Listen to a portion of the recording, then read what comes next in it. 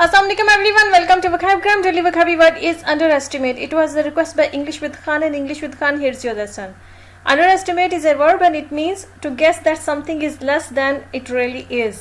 किसी चीज को उसकी जो असलियत है उससे कम समझना, इसका मतलब है कि आप उसको अंडर एस्टिमेट कर रहे हैं. जैसे आप किसी चीज के साइज के बारे में गेस कर रहे हैं कि वो चीज का साइज ना इतना होगा. शायद आपने कोई चीज ऑर्डर की है घर के लिए, ठीक है, अब वो आने वाली है और आप घर में एस्टिमेशन लगा रहे हैं कि अच्छा उसका इतना साइज होगा और हम ये प्लेस जो है ना ये ठीक रहेगी उसके लिए. लेकिन वो जब चीज आती है तो आपको पता लगता है कि वो साइज में बहुत बड़ी है, जितना आपने सोचा था उससे बड़ी है. ठीक है, तो इसका मतलब है कि आपने उसको अंडर एस्टिमेट किया है, कम समझा है उसके साइज को, जबकि एक्चुअली उसका साइज बड़ा है. ठीक है, इसी तरह से किसी चीज की वैल्यू को अगर आप ये समझें कि उस चीज की जो अहमियत है, इंपॉर्टेंस है, या उस चीज की जो वैल्यू है उसको आप समझें कि ये आप कम समझे अपने दिमाग में, लेकिन बाद में आपको कुछ अरसे के बाद समझ में आए कि नहीं वो चीज़ तो काफ़ी इंपॉर्टेंट है, उसकी वैल्यू काफ़ी ज़्यादा है. ठीक है, तो इसका मतलब है कि आपने पहले उस चीज़ को अंडर एस्टिमेट किया था. इसी तरह से किसी चीज़ की प्राइस को अगर आप ये समझ रहे हैं कि ये चीज़ की प्राइस इतनी होगी, लेकिन जब आप एक्चुअली उस चीज़ को बाय करने जाते हैं तो आपको पता लगता है नहीं ये चीज़ तो काफ़ी एक्सपेंसिव है. तो इसका मतलब है कि आपने उसकी प्राइस को अंडर एस्टिमेट किया है. इसी तरह से किसी इंसान की या किसी भी चीज़ की या अपने ओपोनेंट की स्ट्रेंथ को अगर आप ये समझते हैं कि नहीं उसकी स्ट्रेंथ इतनी नहीं होगी, कम ही होगी, लेकिन आपको बाद में पता लगता है कि नहीं वो चीज़ तो काफ़ी स्ट्रॉन्ग है, या वो आपका ओपोनेंट काफ़ी स्ट्रॉन्ग है, वो आपको काफ़ी टफ टाइम दे सकता है. तो इसका मतलब है कि आपने उसकी स्ट्रेंथ को अंडर एस्टिमेट किया है. दुनिया में किसी भी चीज़ की जो असल उसकी वैल्यू है, जो असल उसका मुकाम है, उससे अगर उस चीज़ को आप कम समझें तो इसका मतलब है कि आप उस चीज़ को अंडर एस्टिमेट कर रहे हैं.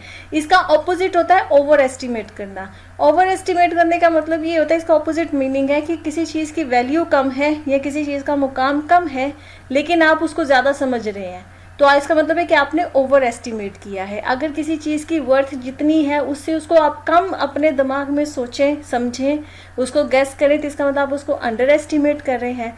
या उसकी असल जो वर्थ है या असल जो उसकी वैल्यू है या असल जो उसका मुकाम है उससे अगर आप उसको ज़्यादा समझ लें तो इसका मतलब है कि आपने उसको ओवर एस्टिमेट किया है. ये बहुत दोनों वर्ड्स जो है ना ये कम्युनिकेशन में बहुत यूज़ होते हैं. आप न्यूज़ में भी इस वर्ड को बहुत सुनेंगे. अभी रिसेंटली जो चल रहा है तो उसमें ये नहीं कहा जा रहा है कि क्या उसका नाम है, जो यूक्रेन का प्रेसिडेंट है उसने प्यूटन को अंडर एस्टिमेट किया और यूरोपियन यूनियन को ओवर एस्टिमेट किया. ये न्यूज़पेपर में काफ़ी ये आया था.